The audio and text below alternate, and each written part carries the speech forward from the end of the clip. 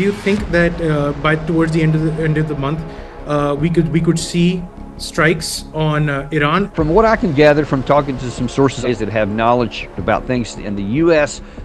Department of Defense, for example, it looks like that a window of opportunity is going to open up somewhere around the 26th of this month. The naval power will be on site and in a position to where it can actually do something. Both the U.S. and Israel have made a decision that that's what they want to do. An American president calling it the Donroe Doctrine, threatening annexing an ally nation, and you have European members sending their contingent over to Greenland as well.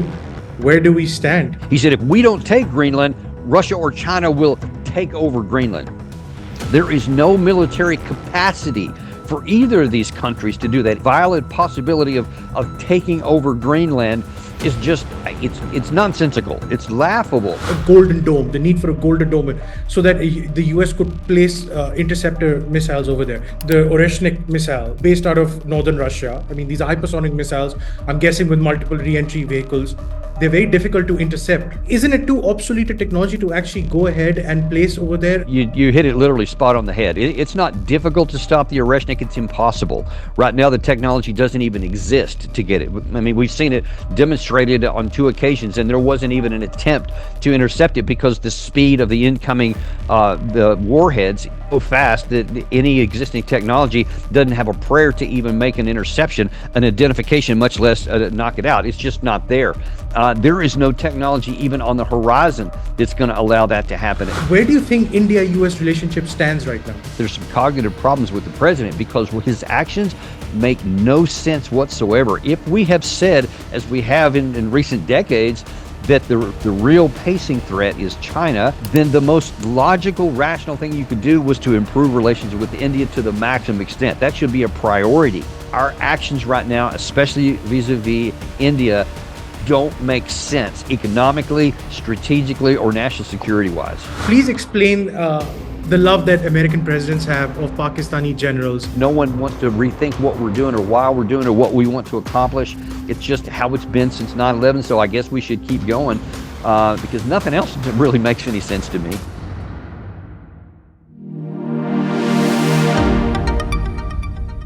Daniel Davis, a former United States Army officer who retired as a lieutenant colonel after 21 years of service. Mr. Davis, you're an expert on US foreign policy, a brilliant commentator on the state of the world, and also you host a very popular podcast called Danny Davis Deep Dive. Thank you for coming on the broadcast today, sir. My pleasure. Thanks for having me here. Sir, it's a full docket, so I thought we should dive straight in and talk about Greenland. So you have an American president now calling it the Donroe Doctrine, threatening basically annexing an ally nation, and you have European members sending their contingent over to Greenland as well. Where do we stand? What's going to happen over there? Well, listen, this is a really, really challenging question and a big problem, a problem that doesn't need to exist. It is very unclear what is driving President Trump. I mean, we just have to, first of all, just look at what's being claimed and the justification that he's playing, and then look at that on the ground and see if it's valid or not. And when you do that, you'll see there is no substance at all for what he's claiming. Let's just look at a few. First of all, he said, well, I'm not going to have China or Russia be a partner, a neighbor in our hemisphere. He said, we're not going to do that. And he said, if we don't take Greenland, Russia or China will take over Greenland. There is no military capacity for either of these countries to do that. Even Russia, as close as it is geographically and on the map, etc., but they would not even have the interest in doing so, much less the capacity, because they already have a massive Arctic presence. So they don't need to take over Greenland to have access into the Arctic. They don't have the ability to project power that far on the oceans to get even to Greenland and then to try and do anything with it. China, even less so, because they don't have an Arctic presence with their border. So they would have to traverse literally almost halfway around the globe to get there, just period. I mean, just in terms of the route itself, but to be able to project power that far, that's enough to even risk and put it a violent possibility of taking over Greenland is just it's nonsensical. It's laughable, because just consider that the 100 miles across the Taiwan Strait, many commentators are saying that would be a road too hard to go, that China probably couldn't successfully navigate that. I don't agree with that term. I think they could do it, but it would come at great cost. That's 100 miles where all of their naval bases are. To get to Greenland, they would have to traverse all the way around. If in one route, they would have to pass our naval bases in South Korea, pass our naval bases in Japan, where obviously there's allied powers there, and then traverse all the way around past Alaska, then to traverse the Arctic to even get to Greenland. Obviously, we would be able to just decimate that thousands of miles before they ever got close. So that's nonsensical. The other direction is almost as bad. It's even longer. They just do not have the capacity to project power that far. So there is no possibility of that. That's the most important thing to understand right off the bat. Then there's even the issue of, if that were theoretically possible, taking over Greenland doesn't mitigate that threat. It doesn't do anything to help it, because we already have Article 5 provisions for it. Trump has said, well, Denmark can't protect Greenland.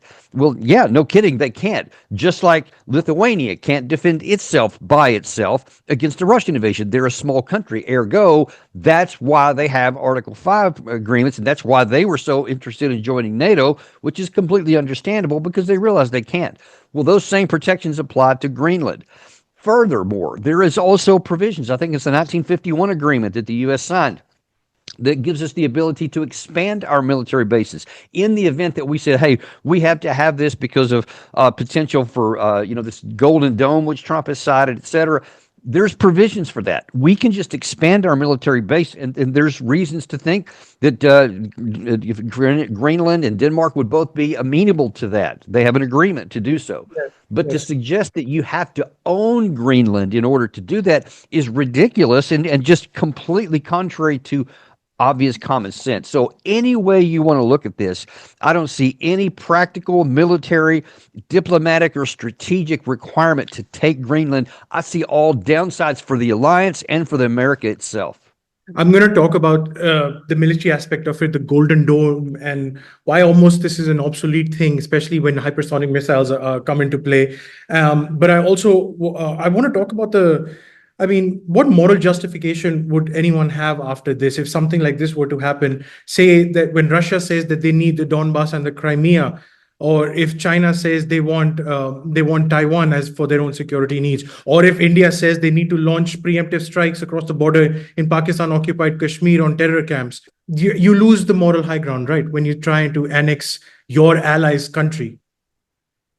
Well, I mean, it's hard for me to improve on what you said, but I mean, to me, it's self-evident, and another level of indication of why there's trouble in the strategic thinking of the United States. Listen, I'm not being hyperbolic here. I think that there is some suggestion that maybe President Trump's cognitively is losing something, because it's irrational what he's holding for that very reason. And that's not hard. I mean, that's like diplomacy one-on-one. That's international relations one-on-one. That if you're doing something like this and seizing another country by force and actually have legislation in your parliament that you're going to potentially annex it, you don't have to be very smart to say, well, that's exactly what Russia did. They annexed Crimea. They have annexed these 4 provinces in Crimea, and we're saying that's against international law. You can't do that, et cetera. And then, of course, we're looking over the China, Taiwan, as you just mentioned, or India and Kashmir, or any of these other places, and others like it as well. But people will say, okay, if that's the new standard, if there is no more rule of law, there was after the Venezuela situation, there were many commentators and members of the Congress in the U.S. that brashly went on television and boldly proclaimed there is no rule of law. There is only the rule of the jungle, and we're the lion. And what that signals to everyone out there is, okay, There is no more rule of law, so don't even worry about it. China, don't even worry about it with Taiwan. If you think you can militarily take it, that's the only thing that matters. Russia, you're fine. If you can militarily take it, and you have already, then I guess that's the new standard. And then others who have maybe been restrained by the potential for, well, that's not the international law. That's not what, the international relations and how we can get along with other people in a chaotic world. Well, if that's no longer the case, then a whole range of things become possible here, and they're all bad, because now then you genuinely have might makes right. If you have the power to do something and your opponent doesn't have the power to prevent you, take it. And that is a violent place for the world to go. And the countries that don't have, and everybody who's on the weaker side of that, has every reason to fear. And that is a recipe, I'm just going to be honest, for a global conflict at some point, and it's bad for all of humanity. So we're sitting over here in the East, and for the past year, more than a year since President Trump took over for the second time, picking from his domestic policy, there are two things that stand. There are two ideologies, so as to say, that stand out. It's the F around and find out, the FAFO, and the TACO. Trump always chickens out, right? It seems as if in this particular case, Europe, President Trump's ambitions for Greenland, they fall squarely in the F around and find out territory over here. President Trump is heading off to Davos, and before he went to Davos, he's already thrown the gambit over there. He's leaked out private messages that President Macron has sent him, the UN Secretary General sent him. So any possible off-ramp over here is basically being smashed to smithereens. Even before talks can begin. Do you see an off-ramp coming up soon? Or is this a credible, actual threat that an existential threat that Europe has to face with President Trump taking over Greenland? I don't think it's an existential threat, because there's no evidence that Trump is willing to literally go to war with any of these other countries. He's just saying, I'll use violence if necessary. And by if necessary, he means if you don't give me what I want on the island of Greenland. So if there's forces on there, it's not off the table that there could be a clash. And it's just mind-boggling even to say that out loud, that that's an actual possibility. My gut tells me that based on everything that I've seen for decades, and the subservience that Europe, I'm just going to be honest with you, has had toward the United States for decades now, is that if push comes to shove, I think that Stephen Miller, who said from the White House about 10 days ago, that he said nobody's going to fight the United States over Greenland, and he mocked any idea that that would be the case. And I think they believe that. I think they believe if push comes to shove that they'll back down, the Europeans. And I think he's right, because it would be insane for them to do so, to actually come to blows with the U.S., because they couldn't succeed on that, and it would literally destroy NATO. We would be finished. Nobody's going to trust the United States. And by the way, those dispatches you just mentioned, private messages that were sent to Trump, that completely destroys trust even at the leader level, because now then they have to know that everything they send is subject to be blasted out on Truth Social. So they're going to be very, very careful and very reticent to do anything that means anything. And that means you've now put a big gap into difficulty in even having some kind of these negotiations to find an off-ramp. So that's, again, why I say this is irrational behavior. It's not, even by Trump standards, this is irrational behavior. It's not beneficial. If you're worried about the art of the deal and all that kind of thing that Trump made his mark on, this sabotages that, because now you can't make a deal if the other side doesn't have any trust at all that you'll keep your word, that you can be believed on to keep agreements, or that you can even be trusted with private conversations. And if that's the deal, that's going to make what was already a monumentally difficult thing to find an off-ramp even more challenging. So I fear that right now, the most likely scenario is that Trump is going to make some really bold statement tomorrow at Davos, and I think put the gauntlet down and almost dare anyone to stand in his way. And I think that he may get his way on Greenland, and it's going to be bad. You've been in the military, very high up in a very decorated officer over here. One of the reasons why Trump keeps talking about his foreign policy is pretty much national security policy. He talks about a golden dome, the need for a golden dome, so that the U.S. could place interceptor missiles over there. Tell me, Mr. Davis, when you have the Oreshnik missiles based out of northern Russia. I mean, these are hypersonic missiles, I'm guessing with multiple re-entry vehicles. They're very difficult to intercept, from my limited knowledge, I guess, from military documents. Isn't it too obsolete a technology to actually go ahead and place over there? And isn't mutually assured destruction the actual deterrence for something like this? You hit it literally spot on the head. It's not difficult to stop the Oreshnik. It's impossible. Right now, the technology doesn't even exist to get it. I mean, we've seen it demonstrated on 2 occasions, and there wasn't even an attempt to intercept it because the speed of the incoming the warheads so fast that any existing technology doesn't have a prayer to even make an interception, an identification, much less knock it out. It's just not there. There is no technology even on the horizon that's going to allow that to happen. And it is a fool's errand to say that you're going to have this impervious dome, because the development of the missile technology is continuing apace. So whatever you think you're going to have technology-wise in the distant future, the missile technology will also advance beyond that. So every time you come up with something that might knock something down here, you're going to have some missile technology that go beyond it. And just look at the Iron Dome in Israel, along with the THAAD, along with the U.S. Patriot system, the David Sling, the Arrows 1, 2, and 3, I think. Yeah. All of that integrated system combined could not stop Iranian missiles from penetrating that. They knocked some of them down, but a large number of very effective strikes got through. And if there's another Iran-Israeli war, you can be sure that more Israeli targets will get burned because their system cannot stop that. That is the state of the art right now in terms of air defense, and it's all the best stuff that we have, and it doesn't stop it. It slows some of it down. That's it. And if we see that which is a tiny little area, relatively speaking, where they're trying to protect that with some success, but not a lot, and then you're talking about the continental United States, I mean, that's just sheer fantasy to even think that you could do it with or without Greenland. So yes, you're right. The hypersonics and the other technology, both offensive and defenses, makes this just an effort of futility. This is not more than the paper thin. This is a briefing notes deep. It works for publicity because people believe it in the United States. They'll throw money at it. That's about as effective as it's going to be. Okay, I'm not going to labor the Greenland topic too much, but I do want to end on some future over here, on what the future over here is. What is it then? Explain what's going on. Is this a vanity play by President Trump? Is this legacy showing up that he wants to be remembered as one of the American presidents that are expansionist in a way? What explains this? Because the Greenland issue was something that he tried in the first term as well, when John Bolton was a national security advisor. That got shot down. So obviously, this is unfinished business for him.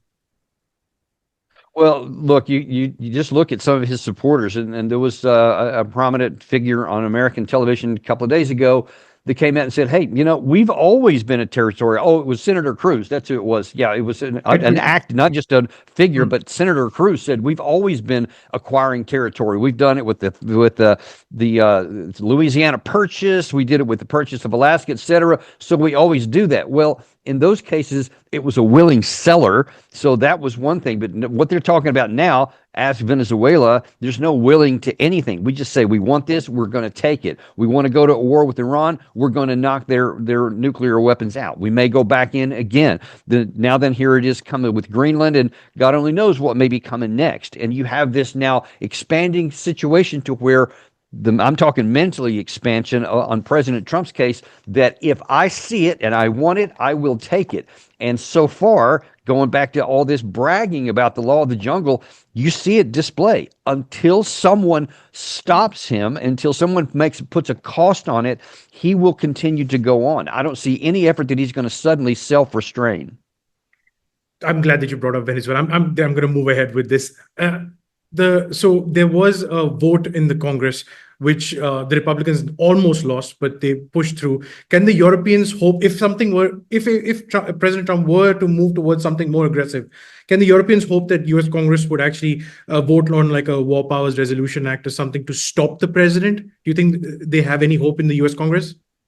Well, look, even look at that was a preliminary vote. There still has to be a record vote in the Senate, then there has to be one in the House, and then the president has to sign it. So at every step, there's all kinds of opportunity to say no. And then obviously, if it passes through both houses of Congress and President Trump vetoes it, then you have to have a 2/3 majority. And there's just, in my view, no chance that 2/3 are going to then go and actually put any handcuffs on him. I think this was just a demonstration that says, hey, I think we're going too far here, because I think you had all of 5 Republicans in the Senate that Yeah. voted to put those. And it's not even a constraint. It's just applying the Constitution, which says there is a division of power and only the Congress can declare war. Only the Congress can authorize the use of the military, and then the commander in chief can only use it. This is both the War Powers Act in 1973 and the Constitution itself expressly say, Article 2, Section 2, I believe it is, where it says that the commander in chief can use the military and the militia after it's been authorized by Congress. That's it. Same with the 1973 War Powers Act. Only after previously getting authorization, other than a direct attack on the United States, and then he can respond. None of that stuff has happened. So this is just trying to codify what already exists. But you see, even that is just monumentally difficult. So I don't see legislatively that they're going to push back that far. And unless Trump does something that gets us in trouble, like with Iran. Let's say that he goes ahead and does something toward the end of this month, which I think is a real possibility.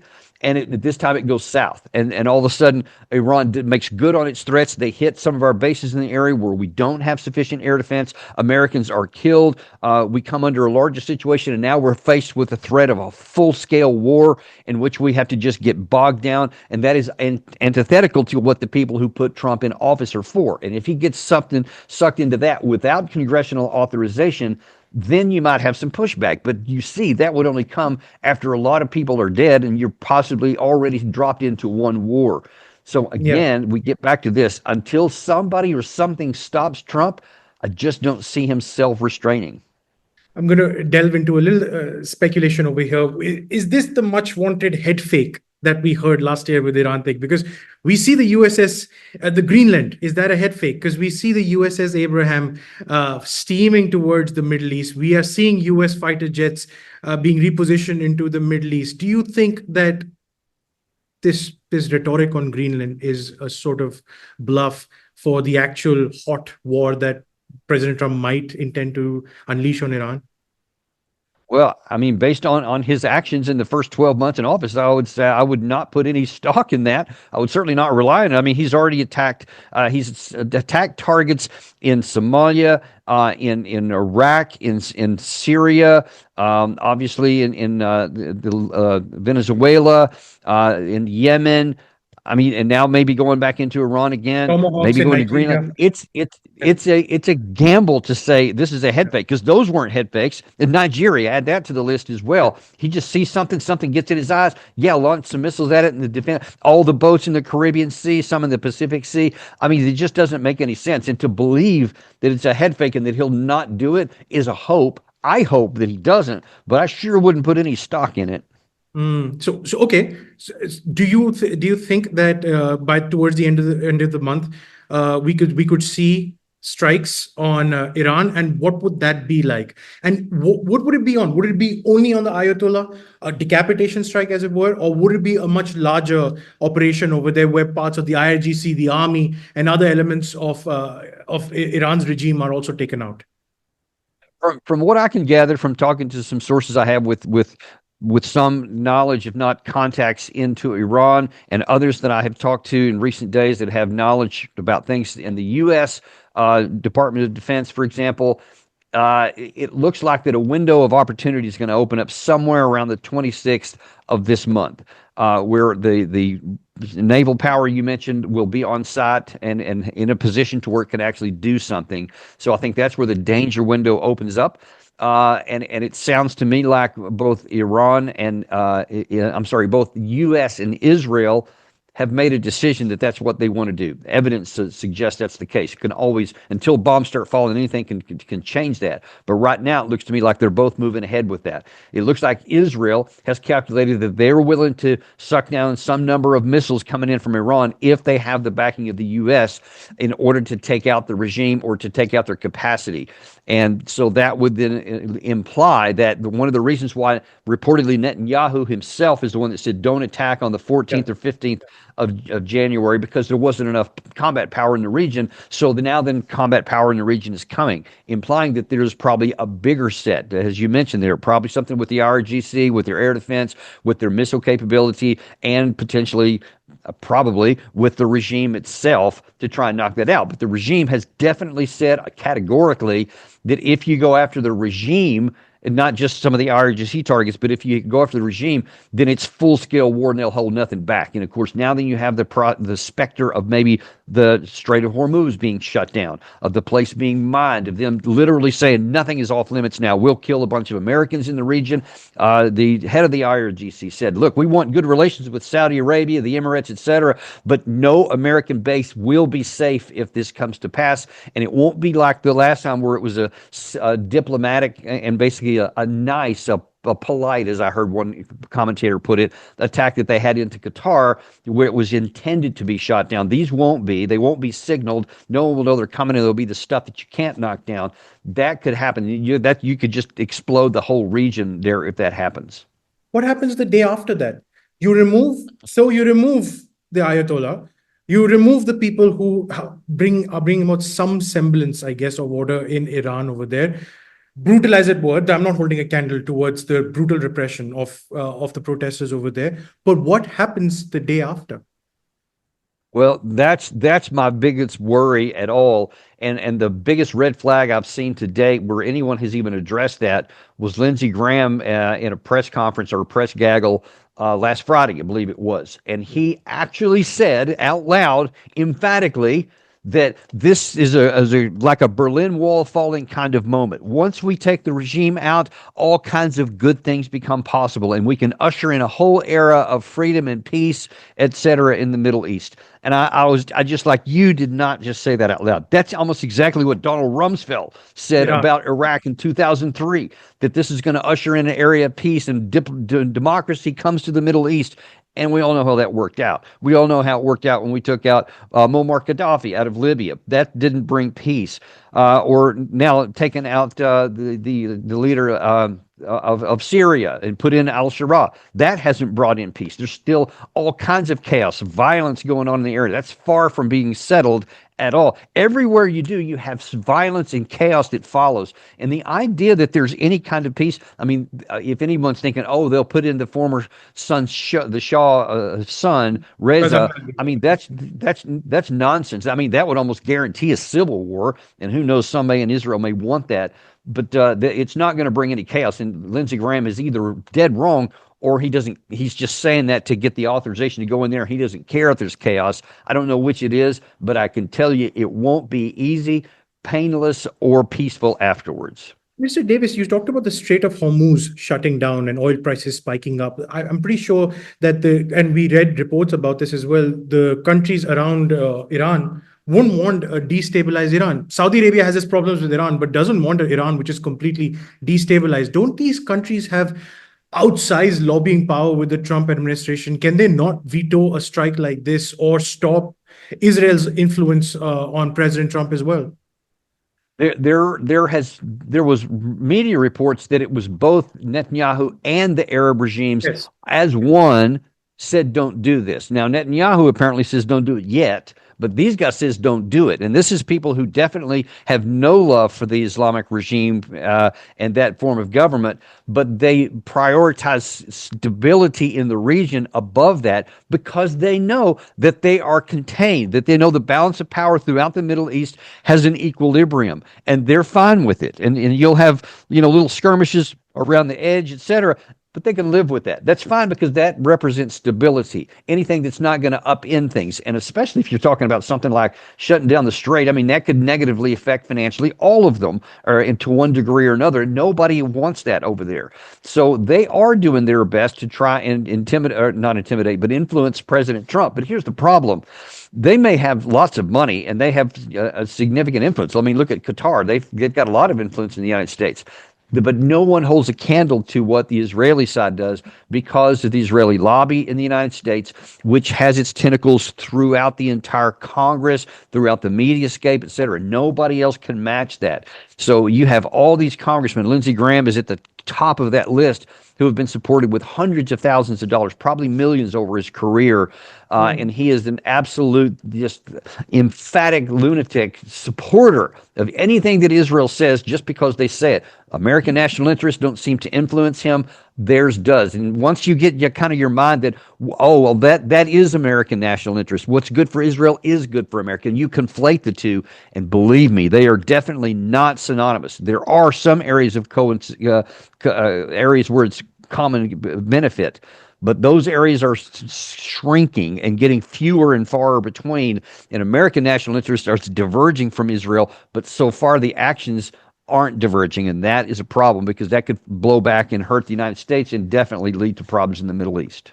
A couple of answers ago, Mr. Davis, you talked about Israel's strike on Qatar, where during negotiations when they struck Doha. After those strikes that happened in Doha, we saw a rapid realignment in the region where Saudi Arabia entered into a partnership with Pakistan, with the Saudi-Pakistan Mutual Defense Cooperation. There's talk about forming of an Islamic NATO where Turkey wants to join this grouping as well. Just yesterday, you had MBZ of UAE sign a defense cooperation with India over here. India has good relations with Saudi Arabia as well. So you are seeing these rapid military groupings that are happening in the region over here as there is some American retrenchment going on. How do you think that if a potential strike happens on Iran, what happens to these groupings over here and the regional rivalries playing out as well?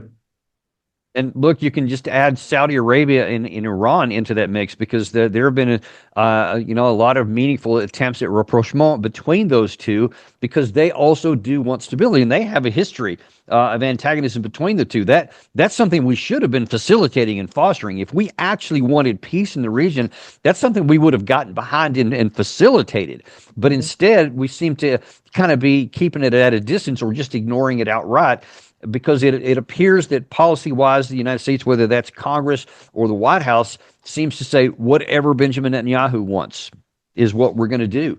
So we seem to be oblivious to that. And that circles back to what we talked about at the beginning of this show here, is that we seem to be myopically focused on doing whatever we want, whatever Trump sees is what he's going to go with, without any consequence or any thought to the consequences, without any thought to what comes next after Iran, without any thought to what happens to this regional grouping and where has it been going, and will this facilitate that or push against American interest. There doesn't seem to be any thought to that at all. In short, there is no strategy behind these things. There is just Trump seeing something, wanting it, and wanting to take it with not even worrying about tomorrow. We'll figure that out later. That seems to be the American foreign policy right now.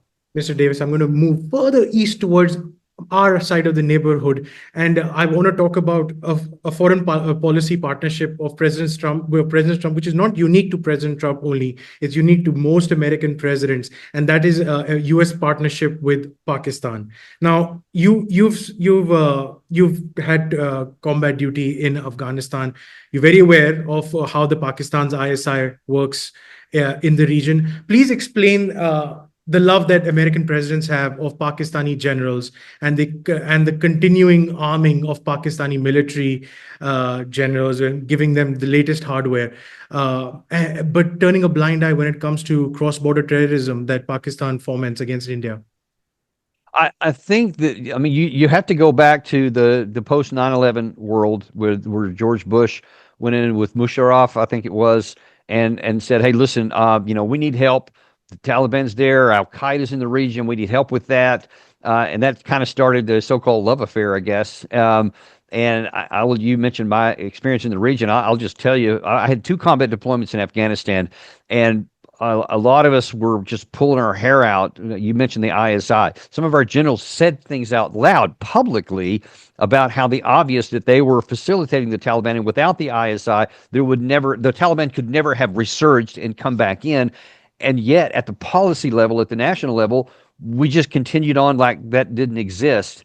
And we know how that's played out since. And even in Pakistan right now, there's tremendous failure and blowback because of the Taliban now, where the Taliban on Taliban is now across the board. And now the Pakistani Taliban is allegedly operating from Afghan territory. And now that it's against the very guys that supported them, now then they're going back against them. And there's all this problem inside there. And obviously the issues with Pakistan and India are legion. But I guess to answer your bigger question, I fear that it's like, well, this is just what we do. This is how we've done it since 9/11. So we should just keep doing it. I don't think there's a lot of thought put into it. I wish I could say, oh, well, it's nefarious and there's really this dark eye side here where we want to do this. But I rather think that it's just, well, that's just how we do it. No one wants to rethink what we're doing or why we're doing or what we want to accomplish. It's just how it's been since 9/11. So I guess we should keep going because nothing else really makes any sense to me. Yeah, and sitting over here, then the relationship with India also, the big question mark has come up in the past year. Before President Trump took over, there was a uniformity of US presidents and the India relationship. It was always on the up and up. So much so that India was quoted to join the Quad, this informal grouping, which was not. India always maintains that it's not against China, but it appears to be an informal grouping against China. And now we see the relationship with India taking a dive. So what is it? Where do you think India-US relationship stands right now? Well, it's strained is probably the best you can put on it. But I hate to beat a dead horse, but I really think that there's some possibility that there's some cognitive problems with the president because his actions make no sense whatsoever. If we have said, as we have in recent decades, that the real pacing threat is China, and I'm against this, by the way, just so you know, I don't think there needs to be a pacing threat. I think that we should be working diplomatically to improve relations with everybody, China and India both. But if you believe that China is a threat that you can only get so close to China, then the most logical, rational thing you could do was to improve relations with India to the maximum extent. That should be a priority. Even at other regional relations. But instead, Trump seems to be saying, no, because I want this over here with the Russia-Ukraine thing, I've just decided that today I'm going to take some action. So I'm going to toss 50% tariffs on India to stop buying oil.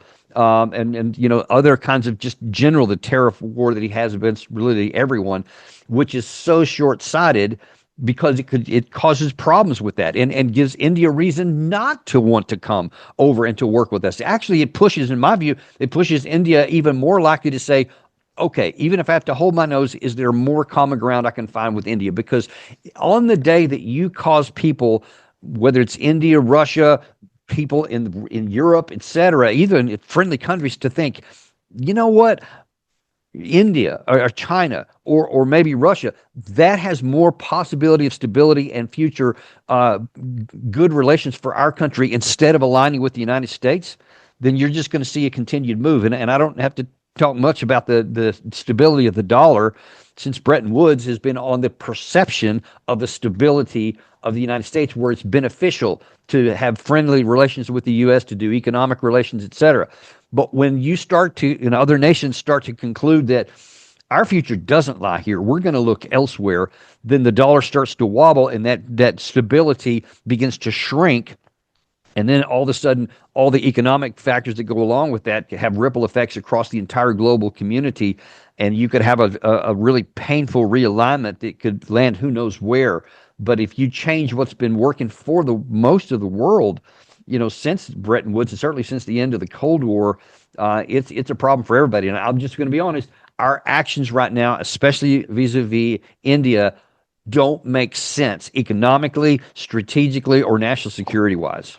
perfect segue for me to ask you about Mark Carney's, the Canadian Prime Minister's visit to China, because he talked about stability and predictability.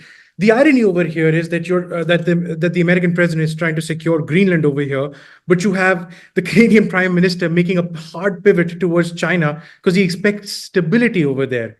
How do you see that strategic partnership play out? Yeah, Mark Carney addressed one of the questions, was asked by one of the reporters. One of the stated reasons why Trump says he has to have Greenland was because China would take it over. Now, I've told you militarily why that's complete nonsense, but you could see, at least I interpreted the facial expression and the reaction when Carney answered that question.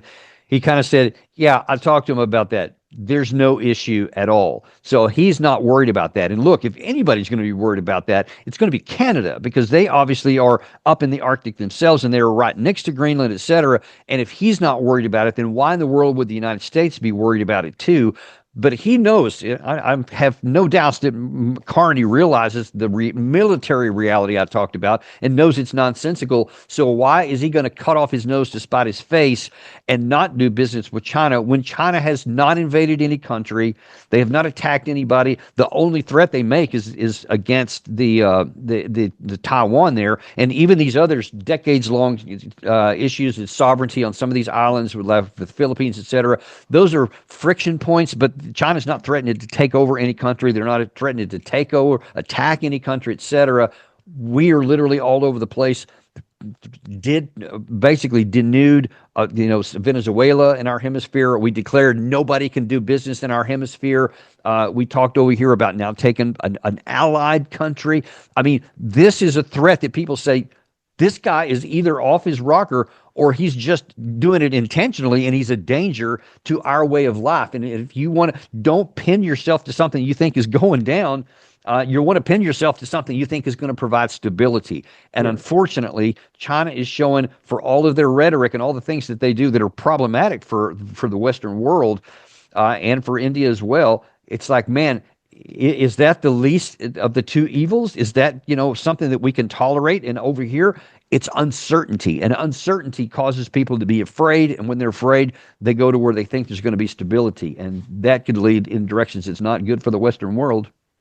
Brilliantly put, Mr. Davis. My only slight addendum to this is that China did indeed attack parts of Indian territory over there, where Indian soldiers were also there in 2019. They have, yeah. There's been those border disputes. I distinguish those. It's easy for me to say since I'm not from India, but those are border disputes and things that have historically, all the way back to the 60s, whatever, been short term. They have not invaded or attacked or threatened to destroy India, as far as I know.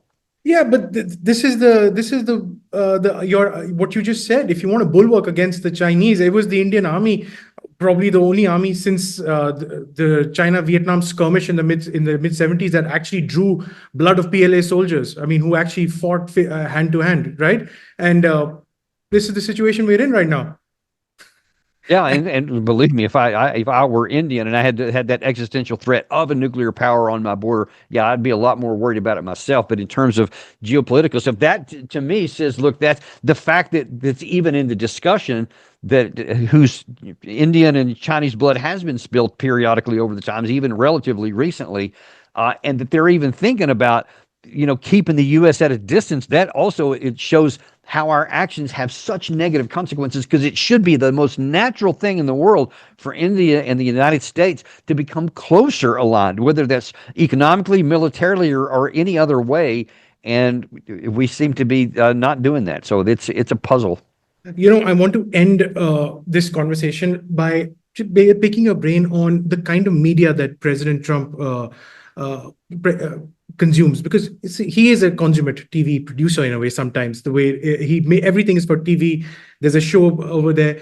I have noticed. I've been monitoring American media now. There are two sort of very radical voices over there. The sort of traditional Fox News hosts that do influence President Trump, because he watches linear television very regularly, and those commentators have a lot of sway. But then there are also independent voices, almost libertarian podcasters like you, like Tucker Carlson and all, who talk about American non-involvement or non-intervention in areas where they shouldn't be really going in. Tell me about President Trump's thought process. Which voice holds more weight? on which topic and what's going on? Well, it's ironic because the Trump administration, the Trump campaign in the 2024 election recognized the emergence of the podcasting world and how those were reaching people beyond traditional media, that more and more people, especially the young, are paying more attention to podcaster and other kinds of social influencers than they are mainstream media, whereas the older generation still massively focused on the Fox News or the CNNs, MSNBCs, et cetera. And so Trump recognized that, and they put a lot of money in that and actually had a lot of success with it during the campaign.